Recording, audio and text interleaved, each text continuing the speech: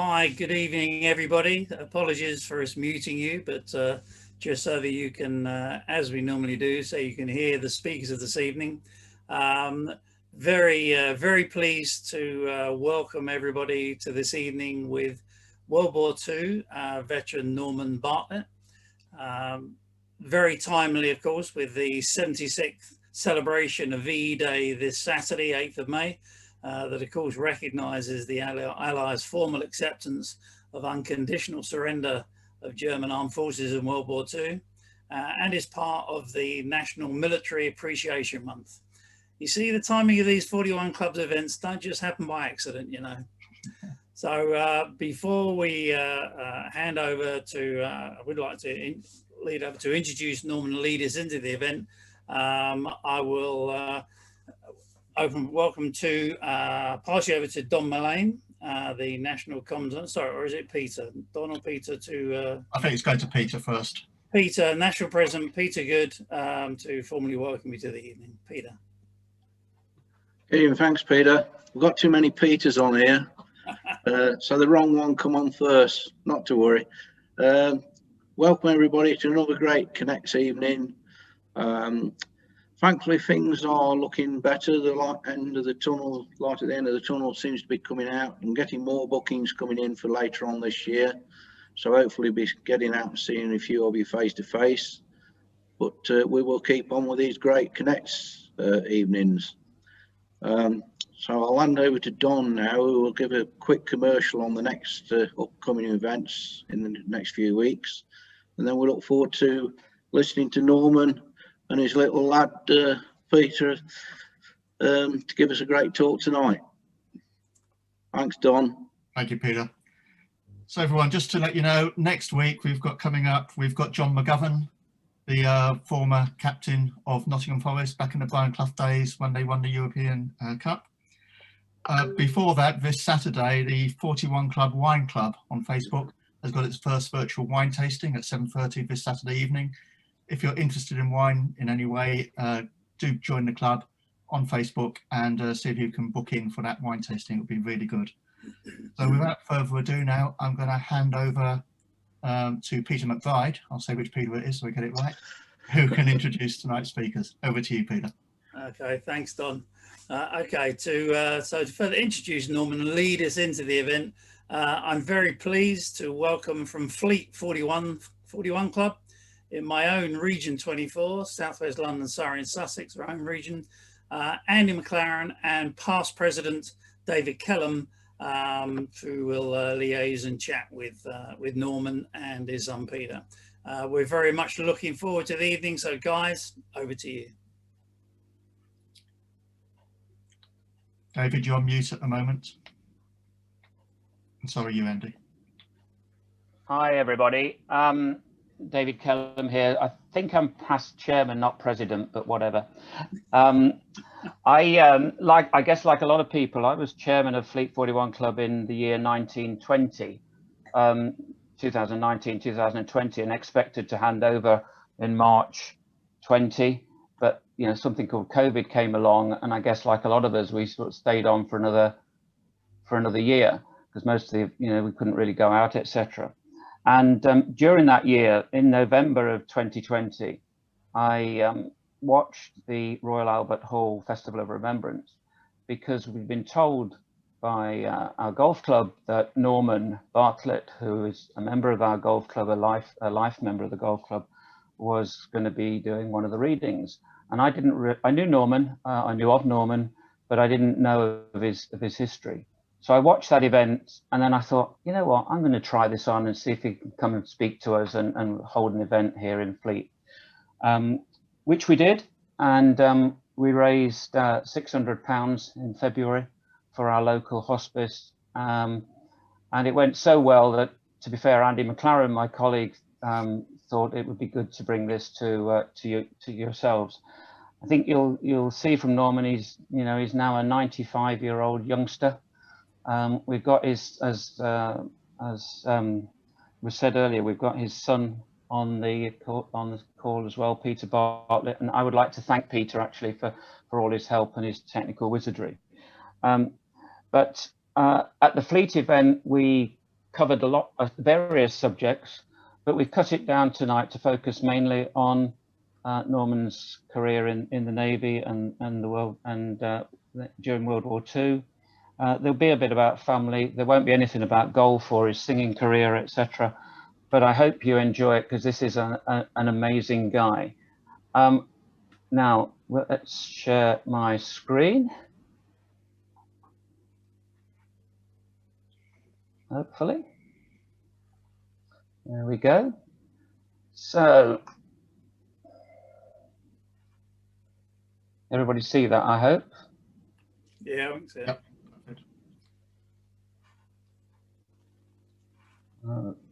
So I now need some help to actually go to the next slide.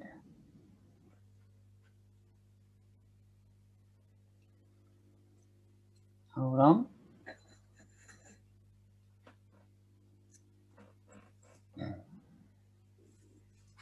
Why can't I go to the next slide? If you just click on the clock, doesn't it go?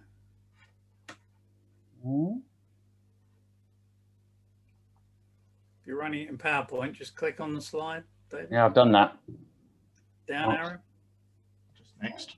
Mark's got it now. There you go. Well done, Mark. So Norman joined the Navy in 1942, and we'll take you through there. What we're not going to do tonight, guys, is do a PowerPoint slide and read every line out. These are prompts and some of the photographs and everything. I hope you enjoy. You know, Norman got married in the war. He'll talk about that. And post-war, a lot of the stuff he's done has been still connected with the sea. And as I said earlier, if you watch the Royal Albert Hall event in November, you will have seen Norman speaking. We want to make some money tonight, so unashamedly, with 179 of you on this call at the moment. Somebody's just left when I mentioned we want to raise money. It's now 178. And we get the name of that person that's left and send him a bill. But we've got a fantastic charity that Norman supports, and we've got one of the leaders of that charity on with us. So can you please make sure that you've got pen and paper ready towards the end of the evening, when we give you about 15 different ways to make money. And I know that Don is sending it out on the link as well. It's a fabulous charity, but more of that later. So without further ado, I'm going to go straight in now and get Norman speaking, because the less you hear of me, the better. On the chat, if you've got any questions at all, as normal, bang them into chat. Andy McLaren, my colleague and one of the national guys, will monitor the chat. If we feel that the question is good for the current slide, then they'll come on and we'll deal with it there and then. But if it's part of a bigger group, if you don't mind, we'll do them at the end, and that way we'll get through all of the stuff. So let's go. Mark, can you get the next slide? If you're doing it, or am I doing it? There you go. So Norman, let's have a chat. So born in London, and unfortunately we were basically put out to be fostered pretty much straight away. So let's take us back to that 1926 for a couple of minutes. Right. Well, before I start, I'd like to welcome everybody, ladies and gentlemen, of course, and also add my thank yous to the National Committee of the 41 Club for allowing me to talk this evening. I do my best to keep facts factual, and I hope you will enjoy what I've got to tell you. So yes, back to my birth, born in Marylebone, Queen Charlotte's Hospital at an early age, and after 6 weeks, through unknown factors, I was adopted by Mr. and Mrs. Frederick Bartlett. Going on from that, I tried for several years to search my blood parents, but came up against dead ends every time we tried. So that's the beginning of my life. first part of it. That's probably me on the in a bustier. I don't think I wore a hat like that, but probably more of a helmet. Anyway, the other picture tells a story whereby my foster parents took me to the Isle of Wight for a 10-day holiday, and from that day, when we were on the way across on the ferry, they had a naval review in 1937, which they had ships from all over the world flying their flags in Solent. Can we go to the next slide, please, Mark? Thank you. Yes, yes. That's the grass thing. On the bottom right picture is one of the Graf's Bay, which was at the coronation review. You've gone on a bit. That's really where I fell in love to join the Navy. I said to my parents, after viewing some of the ships, that's what my life wanted to be, and I'd love to join the Royal Navy. And Norman, it's David. So can I just clarify then? So Yeah. back when you went to the Isle of Wight, am I right in saying that you inquired about the Navy, and at that stage you were told that the joining age for the Navy was 17? Well, it was after the coronation because I went up when I was 14, when I left school, and inquired to join. I was informed that boys' service in the Navy had been cancelled by the government because of hostilities broken out in 39, and the only way I could join was to volunteer when I became 17. Yeah. So just for everybody, it's an interesting thought, just an interesting fact. Just hold on to that one because we'll come back to this 17 thing later. So, and Norbert, all of the ships were sailing through the Solent when you were actually on your way to the Isle of Wight. Is that right? Well, they were anchored with one or two ships, smaller ships, moving around. But most of them were anchored or tied to buoys, whatever. That's the Royal Yacht in Well, that's the Royal. That's right, and the company ship there. Yeah. That's Okay. about it for movement. So let's move on to the next one. And the Air Force comes into it as well. Well, a bit of a story to that because I wanted to join the Sea Cadets. The nearest department to that was about 10-15 miles away from where we lived, at Englefield Green. So the next option was to join the Air Cadets, which I did, signed up, and after we'd been in a while, we were sent up to the Wellington base up in the Midlands. Now you see the Wellingtons there. Yeah, we went on 3 trips on the Wellingtons, and actually the pilot let me fly one, to believe it or not, put his trust in me. They were very young, well, I say they've been old to me at the time, and the first guy we had, he wasn't too happy about us lads calling about his aircraft and wanting to fly. We're here today to ask for 90,000. Sorry. Anyway, the next flight we had was a younger guy. He was probably about 24, and we did the same thing, calling around, asking questions, wanting to sit in the pilot seat and fly, and he actually let us do that.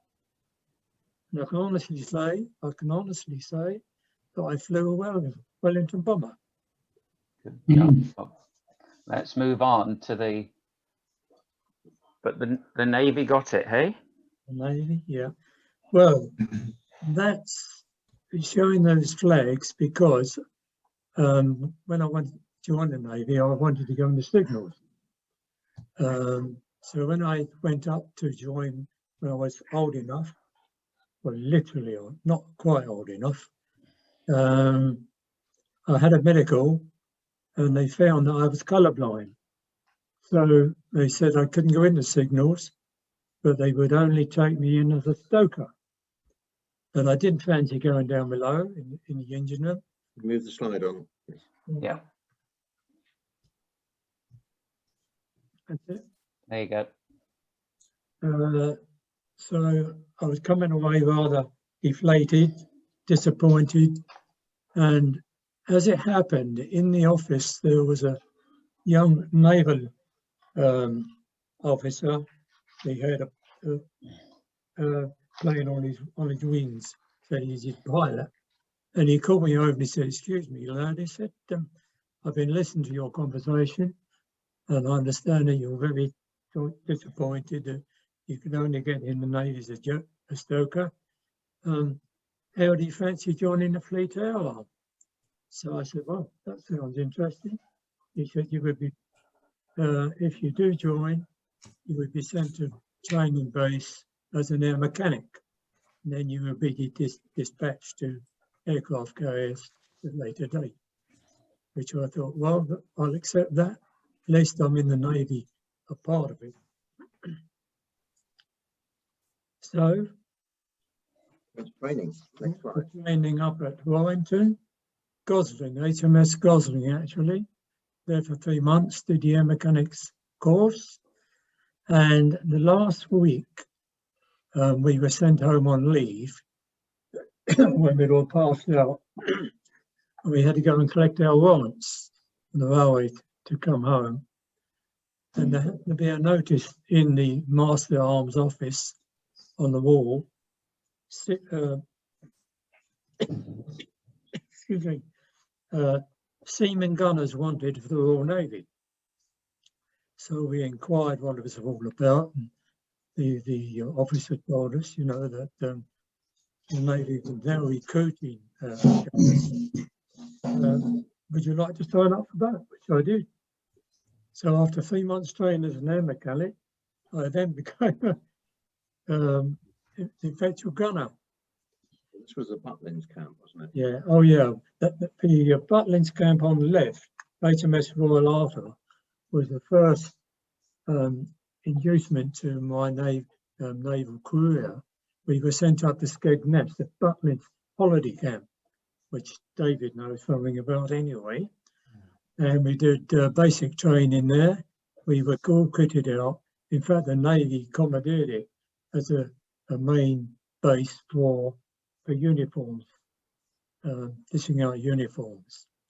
So if I can jump in, Norman, there to everybody on the call, and in sort of following Peter McBride's lead, you know, we didn't just lead, we didn't just throw this together, and I just wonder how many of the 183 people I see currently as participants actually attended the national conference of Roundtable at Skegness Butlins holiday camp in 1994.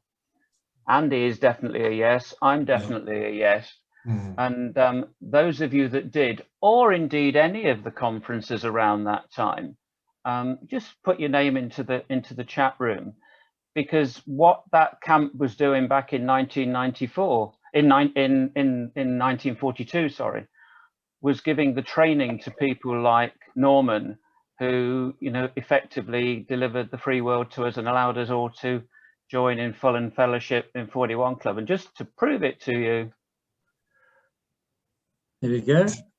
that's what we were up to in 1994. I was a member then of Herne Bay Roundtable down in Kent, and I'm not going to ask you to identify me, but I think you will remember, those of you, you know, I saw the age of people on the call, so there will definitely be some of you there. There will be definitely some people who went to other conferences, and people like Norman, and you know, gave us that opportunity to enjoy ourselves. So there's a good link there, but we'll move on from that. So, but I just want to keep plugging this. You know, make those donations, please. Can I butt in there, David? Yeah, absolutely. I see you've omitted to the ladies dancing on the tables. Yeah, he's got me there. So the truth is that one of the the thing went down in history, if you like, in Herne Bay Round Table was a number of our ladies actually on the table at the international lunch. And as you know, the international lunch was one of the show events. But I think we were all laughing so much I couldn't actually find a photo of that. So you've got the next best thing. You know, our ladies sort of jigging around there. But it was a phenomenal conference, and mobile phones were just about invented then, and we all used to come out of events and try and nick the signal, you know, and wait your turn for the signal. But we actually stayed in those huts that you saw on the previous slide, where Norman stayed back in the 40s, you know, training up. So what a link to that. So can I go on now, Norman? Yeah. Gunnery School. Oh yes. After my initial training, they sent me to Whale Island for the gunnery course. So I was there for 6 or 8 weeks on 4.5s, Bofors and Hurricanes and Star Shell, and also we learned mine laying and also the torpedoes tube. We had 8 torpedo tubes on my last ship, which was the Barfleur. So we went quite a haphazard 6 weeks really. We were very, very busy. And Whale Island was a tough school. We always say in the Navy that if you went to Whale Island as a boy, you came out as a man. It's perfectly true, because one of the things that you had to do was double across the parade ground, even with a hammock and a kit bag full of stuff, you know. So it was certainly a wonderful training for me. Learned a lot, especially about gunnery. So I'm glad I chose that side. And then it was off to the sea, hey? Sorry? And then we're off to sea. Yeah. And a collection of the various ships that you... Scapa. Yeah. That was the Dunluce Castle, which was commandeered by the Navy because it used to do the South African run. And they took it over as a naval ship, made it HMS Dunluce Castle. And it was a destroyer depot ship based in Scapa Flow, Line S actually, and where all the destroyers used to tie up alongside, refuel, whatever. And it was quite an interesting venue, that, because it was still a coal ship, and everybody had to join in to coal ship instead of the tanker come alongside, and that included officers as well. So that was hard work. It went quite well. Next ship was a Duncan. Yes, that Duncan was one of the old destroyers, V&W boat or ship, pre-war, well before the war. Had seen better days, and I was transferred to that on Orlicans for a while. I was on there for about 6 months, I think. Did a couple of trips to Murmansk, or one to Archangel, which are pretty tough. And the third one was the Bulldog, which I joined long after an infamous episode with the Enigma machine. Basically, what happened, they were bringing a convoy from Halifax to Liverpool, and they ran into a pack of U-boats, and one of our frigates, the I can't remember the name, Arboretum, picked up sounds from the submarine, and they went to attack a drop depth charges and brought us up to the surface. And the skipper on the Bulldog, who was Captain Baker Creswell, the Arboretum was going to ram the sub to sink her. He gave orders to hold fast. And so he sent a boarding party aboard the ship, the boat rather, and they found this Enigma machine. Obviously didn't realise what it was. Brought it back to the Bulldog, and Admiralty was informed what had happened. And when they docked at Liverpool, they took it straight up Bletchley Park. And that Okay. was, I just mentioned on the chat, Colin Wright has said he was living in Holland in 1994 when they were commemorating the 50th anniversary of the Hunger Winter. So I imagine the Dutch, etc., were suffering from the attacks on the convoys. yeah, oh yeah, Is that right on? yeah. Well, that's why we went with the choir, wasn't it? Didn't we Sorry. go? No. In Holland? Shall we move? Shall I move us on? Let's talk Yeah, about the moving on, Bartlett. yeah. Oh, the Barfleur. Long story about the Barfleur. I won't keep you too long on it. It was built in 1942. It was at the time the largest destroyer in the world, even by American standards. It was built by Swan and Hunter, and it was the only one of its class. That was the start of the battle class fleet in the Royal Navy. Their commander was Michael Townsend, DSROBE, DSC. A very nice captain, as you can see by his honours. He was a very good skipper. He was good for the lads. We all enjoyed his company, and he was a great skipper. Was his brother? His brother was the group captain who got involved with Margaret Rose, who she wanted to marry. His brother, Michael's brother. And I think, and as we can see from the slide there, you were one of the first crew, and having a name beginning with B, your name was right up at the top of the first joiners, yeah? Yeah. We joined her up at Swan and Hunter, did trials up in the Atlantic. Then we went down to the Med, did trials down the Med, came back. Then we were placed in the line for a couple of weeks. We did another convoy to Halifax. Then we had some time off, didn't you? oh yeah, we had some time off. We'll flick to that next slide in a minute, but just want to just hold there, because the Barfleur, and they say in life, you never stop learning. And in preparing for tonight, we started talking about the Barfleur and found that actually the first ship in our fleet that had the name Barfleur was back in the 1700s. 1702. Yeah. And there have been 3 or 4 Barfleurs since then. So it's a very poignant name, really, because it's been around for a long time and served and delivered an awful lot for this country.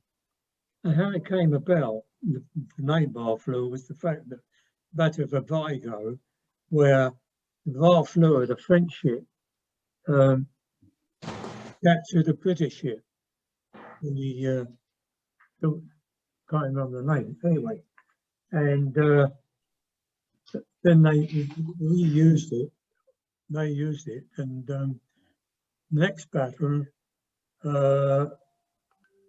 we captured it back again, and still kept the name Barfleur.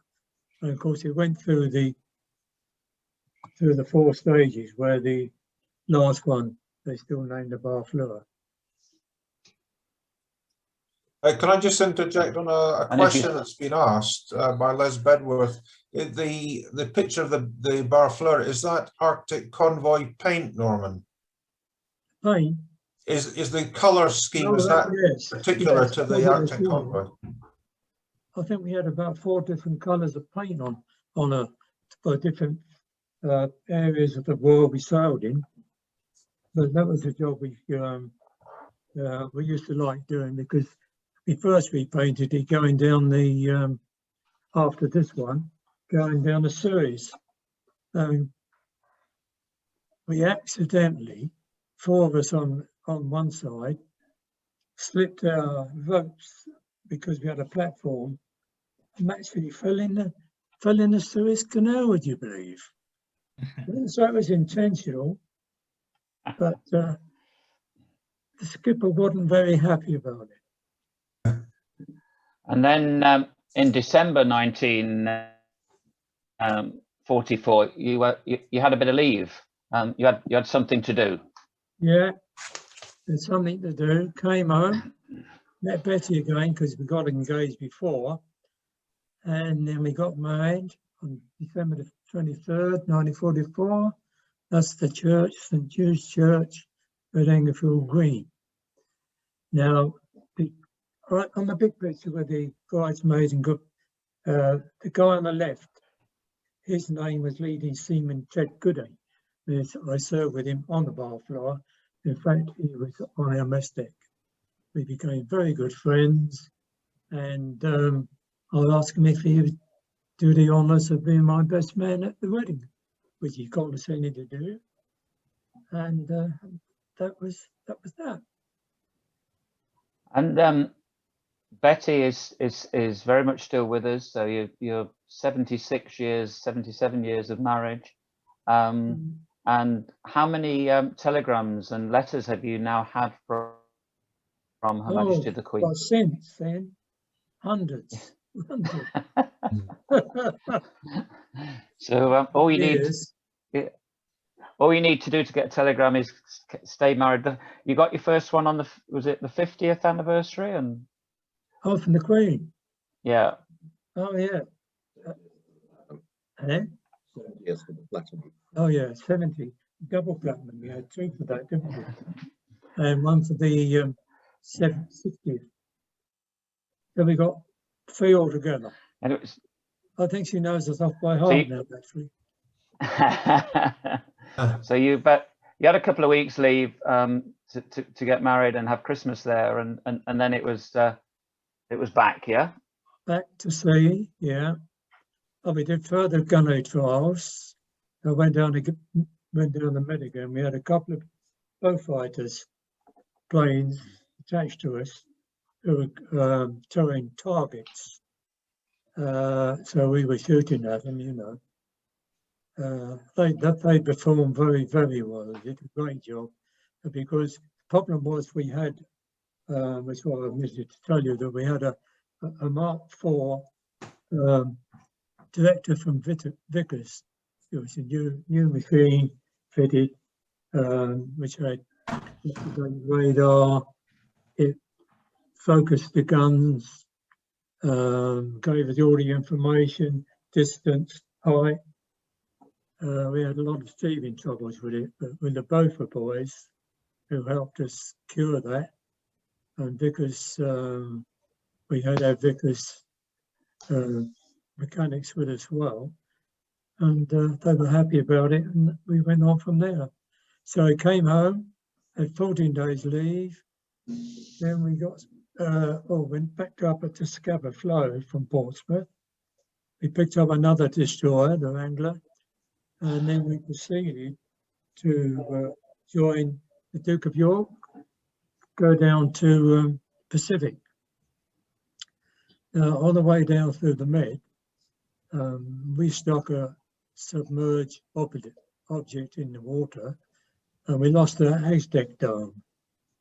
So they sent us on to Malta, where we were in there for 2 weeks, 3 weeks rather, waiting for a new dome to be fitted. So the ships, the rest of the fleet sailed on, and we met them just after leaving Aden after that. and we proceeded down to Sydney, which was the main base for the British Pacific Fleet. Then we went from Sydney up to Manus, the Admiralty Islands, to join the American Third Fleet.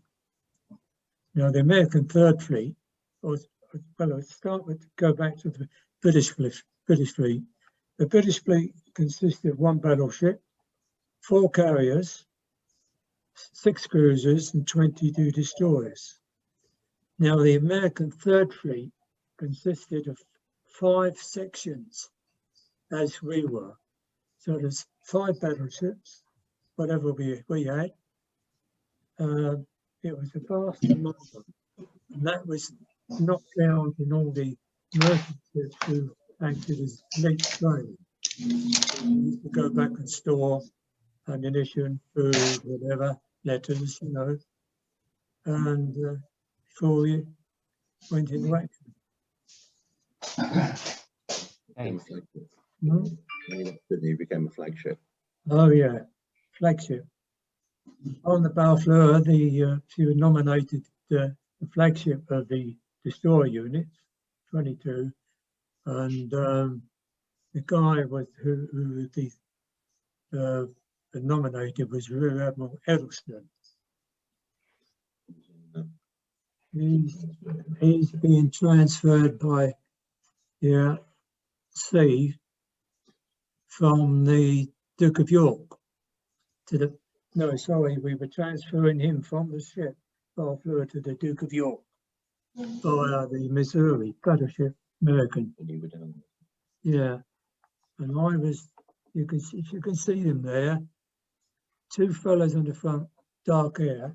I was standing behind the one on the right with the black hair, with the ginger hair. Just about to pick me up. And the bottom Move the slide. Keep is going. part of the fleet. So a huge, huge, huge armada of ships. Oh, Let's in move on. fact, on the carriers, they could put more planes. Sorry. They could put more planes in the air than we had at the Battle of Britain. Fantastic. Unbelievable. Anyway, So we went in with the Duke of York, bombarding the dockland in Tokyo, went in the bay, came back, refueled, back into position again. And then, where are we? Next one? No, go. Yep. Ah, Enola Gay. That was the American, obviously, plane that dropped the atom bomb on Hiroshima, Nagasaki.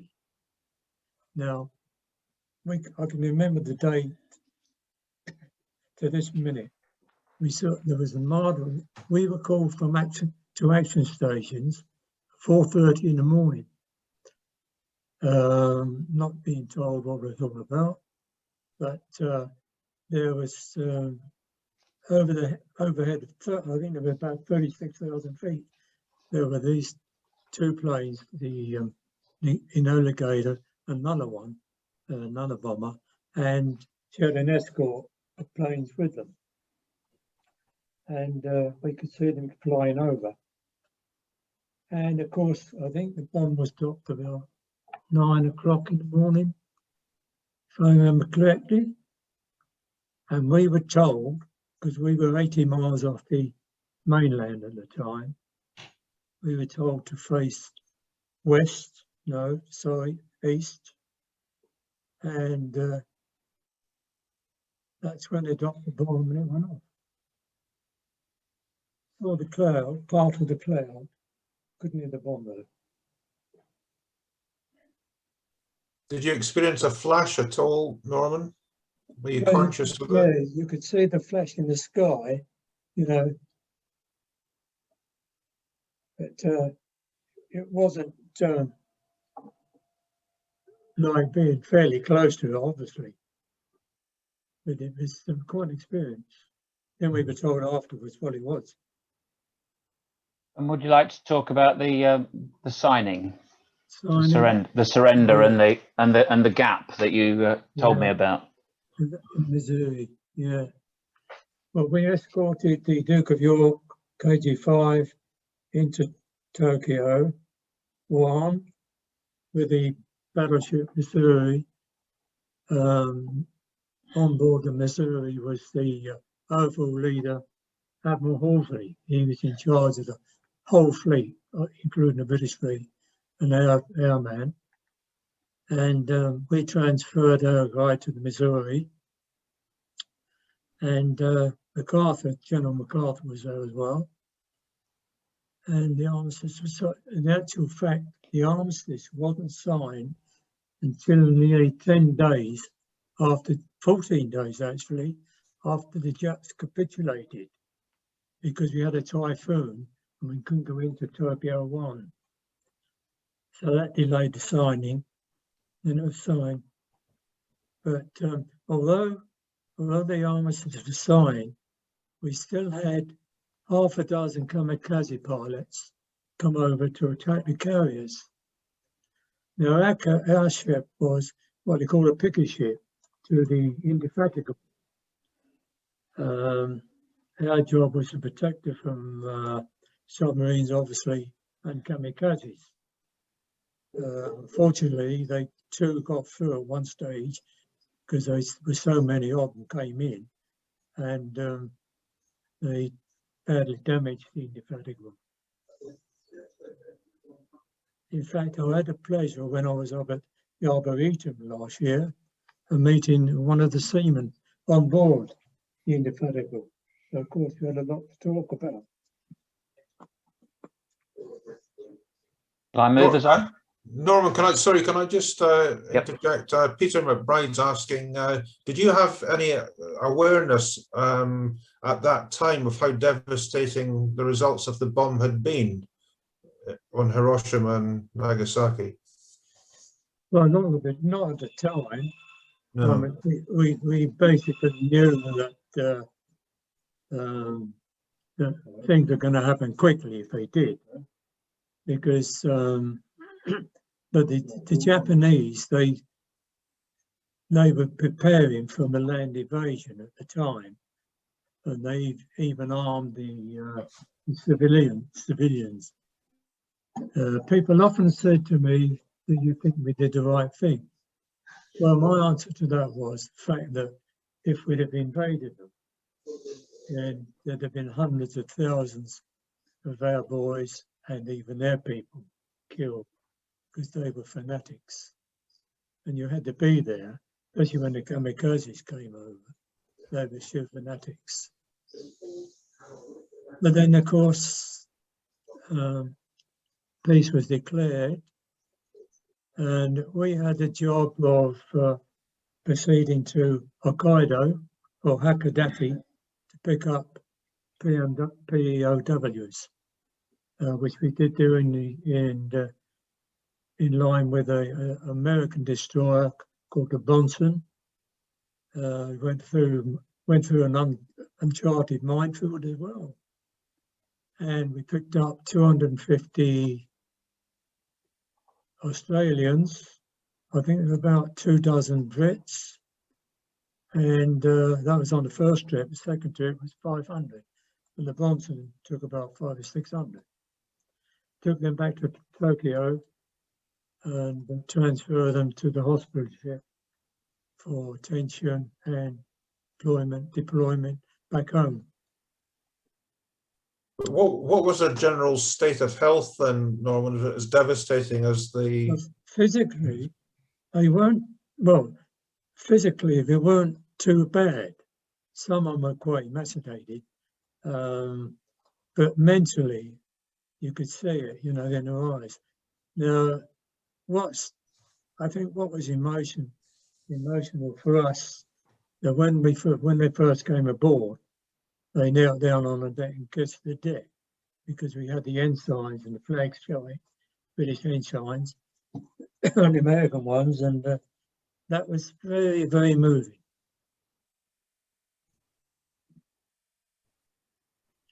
And move us on. Sorry? No. Oh yeah. Oh yes. Once everything quietened down, we we were given the job of showing the flag, Australia, New Zealand and Tasmania, which took us 6 to 9 months anyway. We sailed 30,442 miles between June and October, based in Hong Kong. Australia, including shore leave, yes, when on shore leave. In fact, Mungandai, yeah, Mungandai. I had an aunt and uncle who lived in Mungandai in Australia, which was on the Queensland-South Wales border. And they came down, they heard the ship was in dock, I was on the ship, and met me, and I showed them around the ship and introduced them to the captain. He said, Bartlett, he said, I think you deserve a bit of leave. Go back with your aunt and uncle in 14 days. That's what I did. We spent 14 lovely days in a place called Mungandai, which is about 300 miles north of Sydney. The nearest town was Newcastle, that's right. That's a bump to me. And the trains used to run from Newcastle to Mungandai once a week. And it was push and pull stuff, you know. And I had to stay in a hotel in Picton. I got treated very, very well.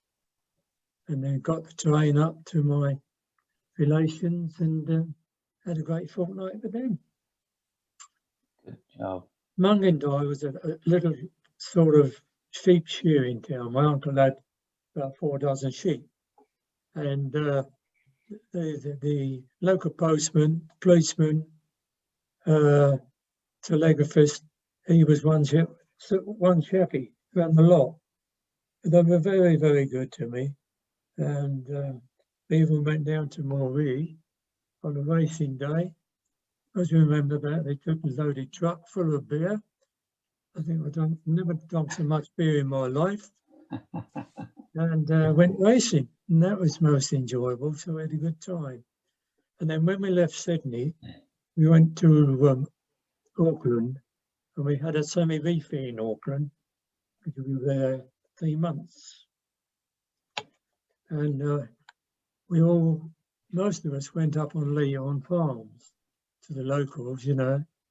Had a great time there. And we went to Tasmania. And everywhere, you know, was so good. They were very, very friendly, because most of them hadn't seen a British warship since before the war. So that was the best part of my trip to the Pacific, really. So then it was time to come home. Came home, yeah, I came home on the ship you see on the left, of course, was a force carrier called the Atheling. Came home on that. One of the members on the chat room has said that his father-in-law was the chaplain. Oh, yeah, there was the chaplain on the Atheling, yeah. So someone right on the call has said that his father. That's right, yeah. And landed in Pompey, got sent home, and then went back off leave. When I was waiting to get him off, to get him off, we were allocated different workshop jobs. Some of us went to the cricket ground, in Portsmouth, helping the ground staff get the pitch ready for the summer. I was allocated the, as you can see, the Nelson. Victory. Cleaning the decks. Scrubbing decks. And also, not long after we got back, they were allowing visitors aboard. They'd opened the dockyards up and allowed visitors aboard the Victory. And we've got the job of showing visitors around. Very interesting. But there's a lot of sweating up. But, so eventually, job that was. So eventually, it's time to say goodbye. Time to say to goodbye. the Navy, or not goodbye, but Yeah, and yeah, came home.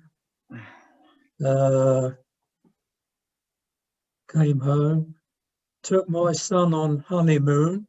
Peter, I think you're 18 months old, weren't you? No, Because he was born in 1947. I don't remember it. You don't remember much about it. Anyway, Did he wonder who this intruder was then? I don't know. I had a good look around the mill and the Coleman and whatever. So then I thought, well, I'll have 3 months off, and I got a job. Some of you may know Royal Holloway College. It's a London college. Is Anglesey Green. And during the war, it had been taken over by the Women's Royal Artillery. And of course, when the war finished, they sent them off back in. And we had a job, or a local builder was given a job of refurbishing the college. And my brother-in-law was a supplier for the council, this builder, and he got me a job over there, painting and decorating for 3 months. That was quite interesting. And then I got a job with a company called Foster Wheelers, American company, who's based at Egham. Some of you may know it. And they did land marine boiler engineers. And also we got the job. I was there 20 years altogether. The last 5 years, we were doing generators for the first nuclear submarine, the Deadroll. And I was given the job of chief marker off in that position, and it was all clean work.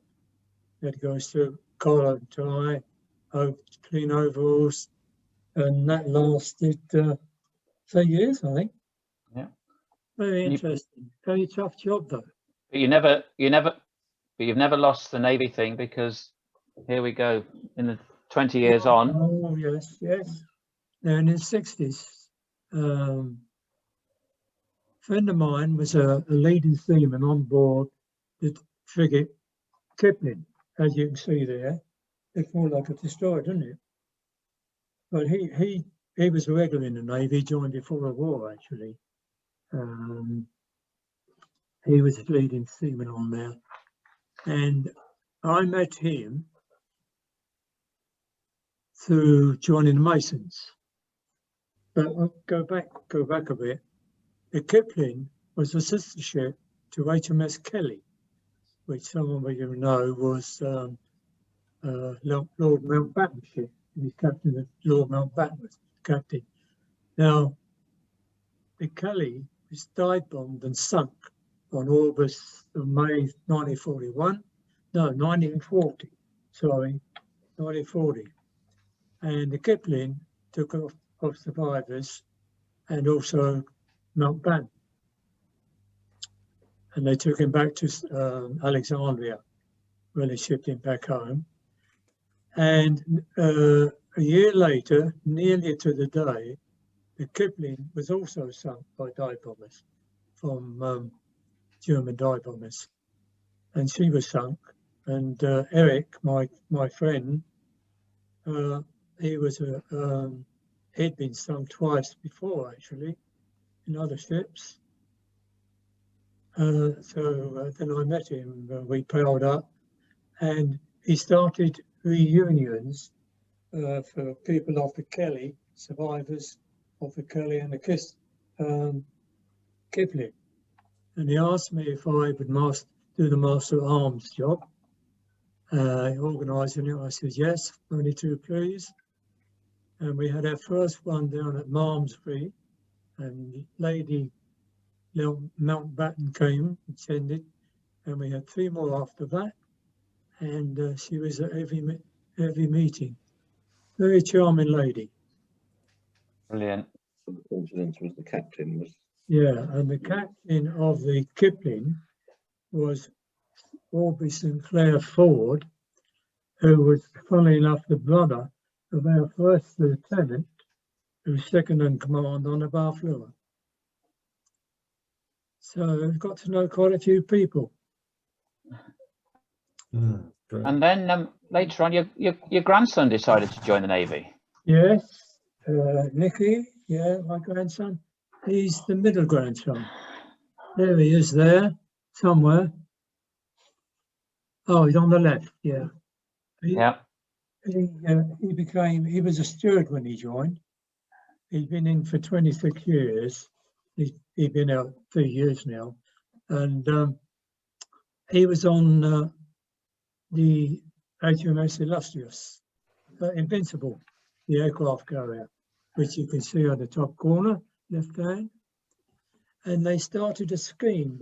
When they went out the Adriatic, they started a scheme, what they called the sons and daughters, whereby the son or relation, daughter to any of the seamen could go to the port of call where the ship was and visit the ship and get transferred back home on it. So Nicky told me about it, and how he got to know, he knew the captain well because they both played golf. They were both single-figure handicappers. So, of course, when the ship docked anywhere, the captain invited Nicky to play golf with him. And he told me about the scheme, and he asked the captain if it would be okay that if his grandfather would come. So he said, yes, sign the forms. So I took the other grandson, Nicky, who was James, the youngest one. We flew out to Jib and had a week in Jib. I showed him around. And the ship docked there. We brought us home to Plymouth. And going through the Bay of Biscay, I was invited to the upper deck on the cabin steering wheel. The captain, we had a long talk about different things during the war, and he said, right, Bartlett, he said, how would you like to take the ship? I said, oh, I'd love to. Mind you, in those days, you just pressed the button, you know, and it steered itself. But he let me go do a few miles in it anyway. So I can say that I brought the ship home through the Bay of Biscay. Great job. It gave me a fantastic time. Well done. Felt like a lord. Let's move on a bit. Let's move on to the British Legion, shall we? And oh yeah. And you helped to set up the branch there at home with Betty's father. But I guess that's right. Father-in-law, we would have found the members of the British Legion at that stage in that hall there, which was is still around. That we often go and have a look at it.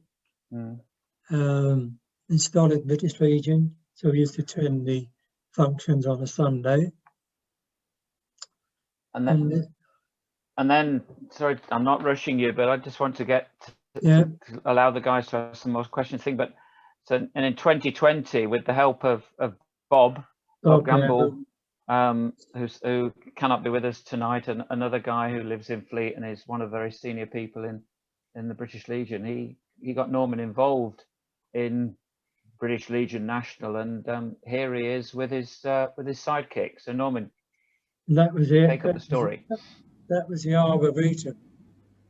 No, I do have, as I told David once, I do have claim to fame being the only survivor of the Royal Navy who had the future King of England as a warm-up man.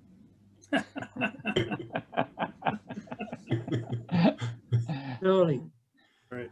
But, yeah, that was very memorable for me because having brought back the POWs as we saw them in the blood for the first time after their captivity, you know, it brought back lots of memories, and I felt quite emotional on that one. And well, to me, it was a great honour being asked Bob to arrange it for me to do it, and also the one at the Albert Hall. Let's go to the Albert Hall. Go to the Albert Hall. Oh, there we are. There we go. Well, I did my talk on there. Now, the one on the far left of me, my right, he was an Air Force man. And the second one, with a walking stick to my right, he was Army, wasn't he? He was right. Oh, he was right. The guy on the end was a glider pilot. He was a glider pilot, that's right. He was on the left. The two ladies, they worked at Bletchley Park. And the guy in the middle, was that the 90-year-old, under year? Oh, He was 99 years. 99 years old. Look at that. Bolt upright, 99. He was 99 that day. And the British Legion and the BBC, they were fantastic. Treated us very well, like they did at the Arboretum in Stafford. Put us up in the hotels. Great, fantastic. And my thanks to Bob mainly, who arranged it. There we are, sitting down there at the Albert Hall. And up in the Albert Hall, you can't see them now, where the royal box was below all the seats, they had a load of ladies all clapping, the staff. And they also had dancers, couples dancing while we were sitting down in the chairs there. So it's very, very interesting, very honourable. I felt very proud. And if any of you didn't see that, I would recommend, looking it up on BBC iPlayer and watching that. I mean, clearly a different event, no crowds or anything, but the atmosphere that was generated was phenomenal. I wasn't there, but it was obviously speaking to Norman and the guys, absolutely amazing. Yeah, and you've been invited back for this year as well. Sorry? You've been invited back to do some work with them this year, I understand. Yeah. We're going up on the 4th, 5th, isn't it? It's from the 4th to the 7th, isn't it? Yeah. With Dick. Dick's arranging that. I think they're going to Normandy, if they can get permission. But I think people from Normandy are coming over anyway, some of the vets. So we shall meet them anyway. So can I just mention that there's been a comment from Paul Simmons. So I'm sure it's Simmons rather than Simons. He was at the Arboretum escorting John Giddings from the Burma Star Association. So Paul, who was there with you, is on the call tonight. Was he? Excellent. Yeah. Excellent. Excellent. Welcome, Paul. Yeah, welcome. So, gentlemen, ladies, I promised you, I asked you to make sure you got your sort of pen and paper ready, and here it is. And I know we've got Dick with us, so I don't know whether Dick, you can come off mute, or if they could allow you to come off mute. And together with Norman, you can talk to us briefly about this military veterans taxi charity. Whilst the guys and girls are writing down the 4 different ways that you've got up there of maybe supporting this. Are you there, Dick? Yes, I am. Yeah, I'm ready. Yeah. Good. So tell us while Norman has a swig of whiskey there. Why don't you tell us, Dick, about this charity and what it's doing? Norman, grab that whiskey and enjoy it, my friend, and we'll come back to you in a couple of minutes. Cheers, Dick. Hi, Norman. Thank you very much for inviting me along today. It's been very nice to listen to Norman, who I only met for the first time last October at the Royal Albert Hall, as we were escorting the chap in the red beret, Frank Ashley, who was a glider pilot and who was captured at Arnhem. But so it's nice to actually hear Norman's war story, as I didn't know anything about his actual history.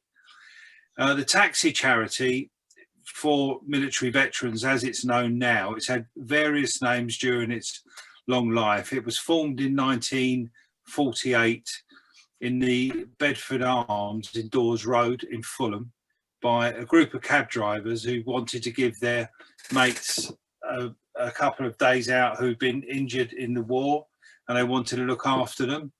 So they formed a little organisation, started taking them on days out. First one went to Brighton, and I think that was 6 taxis. That didn't go too well for some unknown reason. I'm sure drink had something to play a part in that. And then from then on, somebody said, well, why don't you go to Worthing? So for the last 72 years, obviously last year was cancelled, we have gone to Worthing, and Worthing has accepted us and welcomed us on normally the 2nd Tuesday in June, where we take as many veterans as possible.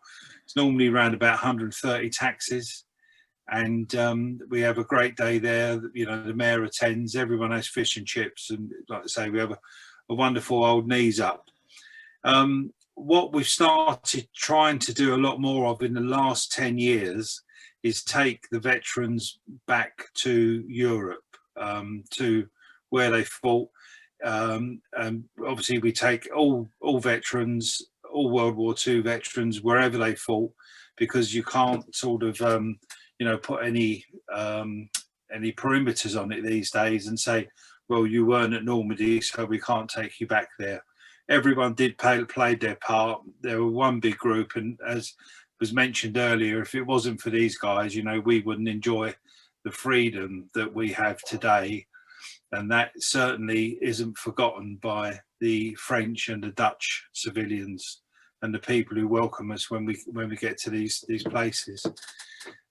So this year, because of COVID again, you may know that there's been a memorial to the British Normandy veterans, to the British servicemen who lost their lives or who are still missing. This is in Vers-sur-Mer, which is just east of the town of Arromanches, which is where most people head for these days. It's cost many millions of pounds to build this memorial, and it's taken about 5 years from the first shovel. I think in fact it was Theresa May and Zakowski who actually turned the first sod of earth over on the site. So this is now opening on the 6th of June because they realise they've just got to get on with it while the veterans are still around. Obviously no one can go there. France is still basically locked down with people having to not being able to travel. So what has been decided is the service will open with a ceremony of about 100 French dignitaries, and it will be live linked to the National Arboretum in Staffordshire. So we were asked by the RBL if we could get some veterans up there. So I went out on a limb straight away and promised them 40 taxis up to the Arboretum. So that's the plan. We had a hell of a job trying to find a hotel, because only the hotels knew that we, and the government knew that we were taking on the Euro games at the same time. I don't think the news had been released to anyone else.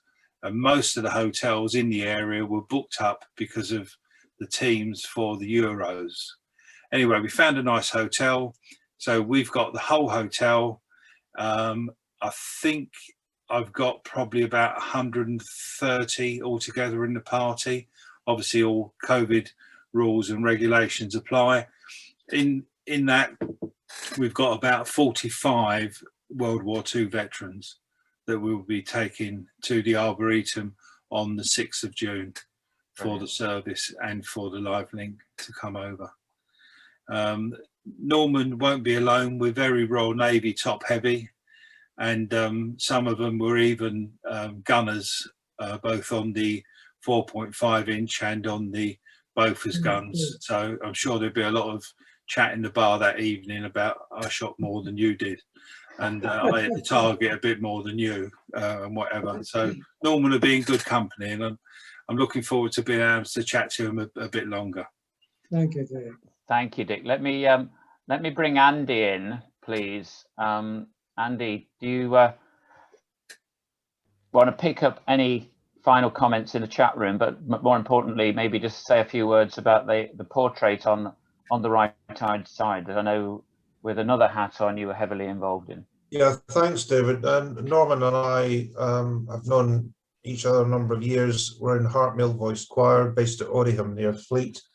Norman's been in the choir a bit longer than me, I think. But anyway, chap Richard Cawley I think he was in the New Forest, and there was an exhibition of paintings of vets, and her name is Nell Brooks, and Richard got speaking to her and asked, had the bright idea she might like to paint Norman, and this is the result you see before you, which is a fairly good likeness, I think. These medals, and there's the crest of the choir, bottom left corner. So the Norman is held in great esteem within the choir, and we're very proud, especially when he represented us and the country at the VJ celebrations and at the Albert Hall. Very proud of our dear Norman. Thank you. Great, thanks, Andy. So, gentlemen, that's it. I will hand back now to, is it to you, Peter McBride, or is it somebody else? And thank you very much for listening. And I'll go on mute. Thank you very much, David, and thank you, Norman, for what a fantastic sort of tale of your history and life. I would like to ask our National Vice President, Jim Conway, to give a formal vote of thanks to you, Norman, on behalf of the association. Norman, what could you say? Thank you for sharing your story with us tonight. It is obvious that you're a man who goes beyond the call of duty, and tonight is no different. An Arsenal fan who has given up watching the Gunners tonight in the Europa League semi-finals to talk to 41 Club about your life. Just to let you know that the score's 0-0 at the moment, and that's after 56 minutes. I'm just clocking it out the corner of my eye on Sky Sports. So let's hope that as you enjoy your whiskey tonight, it's a whiskey of celebration as you get through to the finals. I think it's going to be meet Manchester United. On a serious note, your insight into what was an incredible period of our time has gripped us all tonight. And to hear your calm account of something that hopefully we will never have to face is quite simply humbling. And I'd like to thank you for your service. It's amazing. Norman, I think everyone would agree with me when I say you're a national treasure. You have brought an important part of our history to life and invoked an awe in us. I sincerely hope that Her Majesty the Queen sends you many more telegrams in the years to come. And I think never has it been more appropriate for somebody to open the mics to everybody here tonight so that we can actually say thank you to you in the traditional manner. Thank you very much, Norman. It's been brilliant. Can I come in? Can I come in? Can I come in? Can I come in? And that was a big thing that I had to work out. Can you hear me? It wasn't your fault. Thank you. I was just a child. They were.